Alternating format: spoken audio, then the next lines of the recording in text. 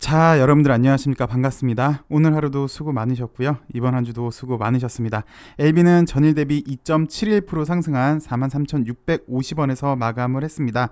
전반적으로 LB 그리고 LB 관련주는 이번 주에 다행히 추가 하락은 없었어요.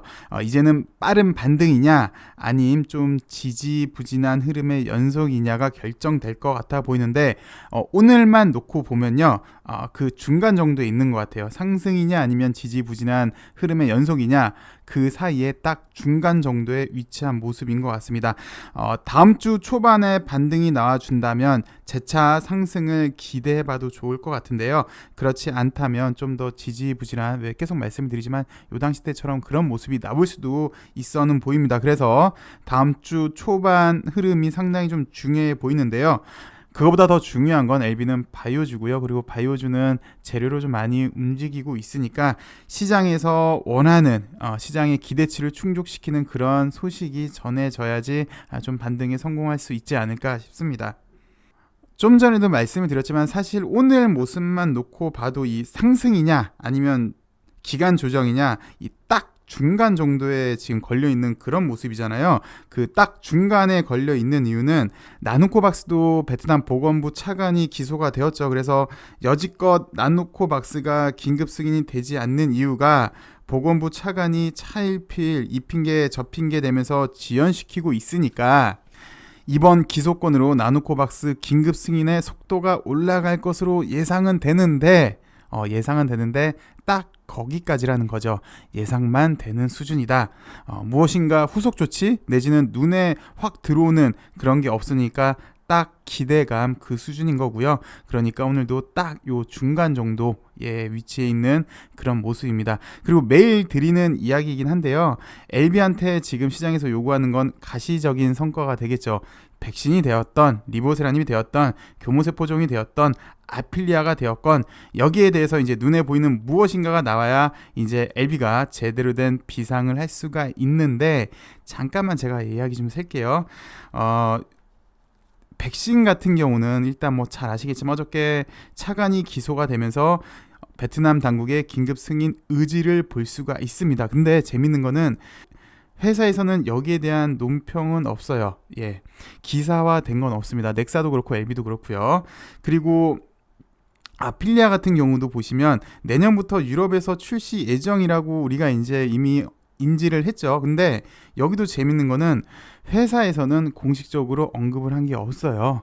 그리고 이번 주에 이민요믹 플랫폼에 관한 소식을 한국어판으로 이민요믹에서 유튜브로 올려줬는데, 그런데 또 회사에서는 특별히 여기에 대해서 언급한 게 없어요. 그리고 오늘 리보세라님 있어요. 찌라시성 기사라고 할게요. 희귀의약품 지정 소식이 전해졌는데 재미난 건 회사에서 뭐 어떤 정식적인 발표가 없었어요. 그냥 큰 의미는 두지 마시고요. 이런 일련의 상황들, 특히 지금 제가 다 언급해드린 거는 LB의 가치에 지대적인 영향을 끼치는 것들이잖아요. 그래서 슬슬 그냥 군부를 때우는 게 아닐까라는 생각도 드는데 사실 계획대로 되었다면 아필리아도 이미 판매가 되었어야 하고요. 이민요믹도 임상 2상 마무리가 되고 빠른 상업화가 목적이었잖아요. 그래서 빠른 상업화가 이미 진행이 됐어야 됐고요. 리보세라닙도 FDA 승인까지는 아니어도 사실 최소한 NDA 신청 정도는 했어야 됐고요. 근데 이게 이제 돼야 되는 거겠죠. 이제부터는 이것들이 핵심 자산이고 회사의 가치를 키울 수 있는 것들이니까 이렇게 제가 언급을 했는데요. 어쨌든 오늘 리보세라님도 간만에 찌라시성 소식이 나와주면서 나름 그래도 아주 작은 박스권은 좀 돌파하려고 시도하지 않았나, 그런 힘을 좀 보여주지 않았나 싶은데요. 일단 뉴스부터 잠깐만 살펴보도록 하겠습니다. 나름 오늘 넥사가 오전에 한번 올랐고 점심시간 무렵에 한번 올랐는데, 넥사가 올라가니까 보건부 차관 기소가 호재라는 기사가 나왔어요. 그래서 보건부 차관이 기소가 되면서 나누코박스 사용 승인이 빨라질 것이다라는 기대감이 커진 것으로 풀이된다. 그래서 공안부는 보건부 차관을 가짜 항암제 수입과 관련한 혐의로 기소를 했다. 그런데 긴급 사용 승인을 지연시킨 장본인이라는 추측이다. 이 보건부 차관은요. 근데 여기에 대한 사실관계는 아직까지 파악이 되지 않았다. 그러니까 제가 서두에서 말씀드렸던 딱 기대감만 있는 수준이다, 올라갈 듯 말 듯한 그런 모습을 보여주지 않았나 싶고요. 그 다음 리보세라닙도 기사를 보시면 리보세라닙이 FDA의 희귀의약품으로 지정이 되어서 장중에 LB가 한번 큰 폭으로 올랐었죠.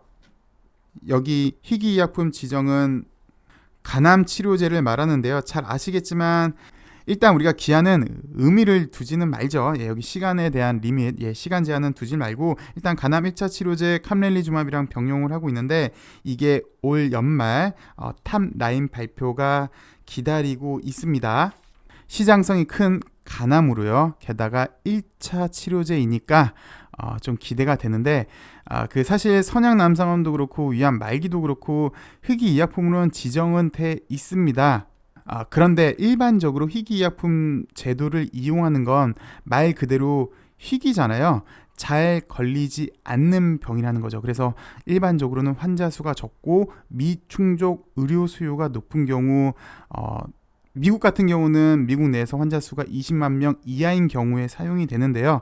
소수 환자 권익을 위해서 정부에서 지원해주는 제도입니다. 혜택은 세액공제, 시장 독점권 등의 혜택을 부여해 주는데요. 이 제도의 목적은 시장성, 제가 글쎄요, 시장성이라고 얘기해서 그렇지만 일단 간암 같은 경우는 환자 수가 가장 많은 암종 중에 하나잖아요. 게다가 1차 치료제이니까 LB는 크게 영향을 받지 않을 것 같다라고 하시는 분도 있는데요. 잠시 후에 좀 더 설명을 드릴게요.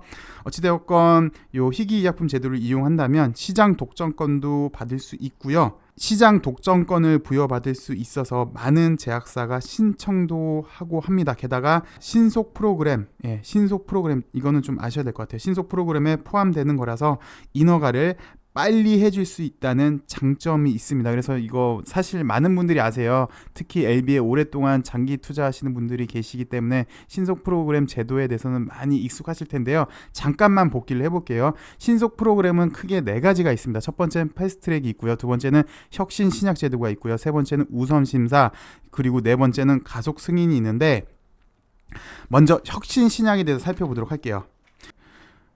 혁신 제도는 조건이 여러 가지가 있는데 첫 번째 조건은 기존 치료법 대비 효과가 월등히 좋을 때, 내지는 기존 치료법 병용입니다. 여기는 병용 시 기존 치료법 대비 월등히 좋을 때 사용이 가능한데요. 이것보다도 또 많은 조건이 있어요. 근데 LB 같은 경우는 지금 리보세라닙이랑 캄렐리주맙이랑 간암 1차 치료제로 병용을 하고 있잖아요. 그래서 기존 치료법 병용 시 기존 치료법 대비 월등히 좋을 때 에 해당이 될 수 있어 보입니다. 그럴 가능성이 있고요. 혜택으로는 패스트트랙 혜택을 받을 수가 있어요. 그래서 일단 요거를 좀 염두해 주지 않았나라는 개인적인 생각도 좀 들고요.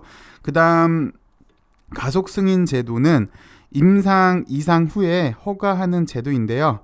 물론 그 이후에도 계속적인 임상은 해야 하고요. 일단 임상 이상으로 허가해주는 제도가 상당히 의미가 있죠. 그래서 조건은 심각한 질환 치료제로 기존 치료제보다 의미 있는 이익이 있는 경우 등 또 다른 조건 등이 있겠죠. 그런 조건에 해당이 된다면 사용이 가능한데 가속 승인은 제가 왜 말씀을 드렸냐면 교모세포종이나 선약 남성암도 해당이 가능해 보여요.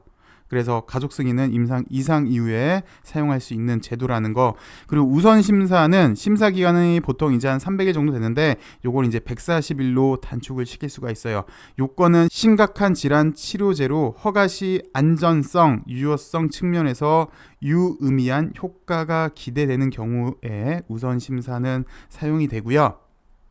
그 다음 패스트트랙은 일단 조건만 보시면 기존 치료제와 병용하여 효과적 사용이 가능하거나 등등등이 있고요. 혜택은 이제 FDA와 많은 미팅을 해서 충분한 의사소통도 가능하고요. 신속한 개발도 지원해주고 있고요. 등등등 혜택이 있습니다.